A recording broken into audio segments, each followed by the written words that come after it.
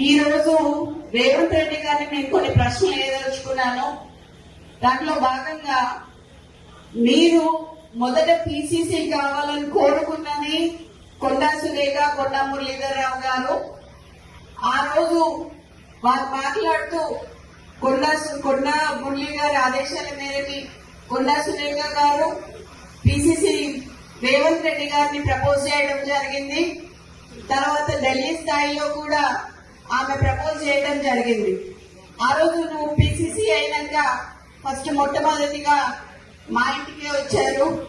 వచ్చి నువ్వు అన్న మాట ఏంటంటే మా నాన్నతోని కొండా మురళి గారితో అన్న 38 సీట్లు వచ్చినా 36 సీట్లు వచ్చినా నీకు ఎమ్మెల్సీ ఇస్తానన్నావు.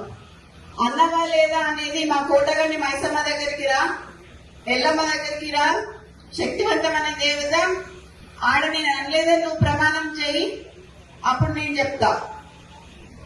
ఒక బీసీ బిడ్డకి, ఒక క్రౌడ్ పుల్లర్ కి ఎందుకు ఎమ్మెల్సీ ఇయ్యలేదు, ఎందుకు పదవి ఇయ్యలేదు అని నేను అడుగుతున్నా.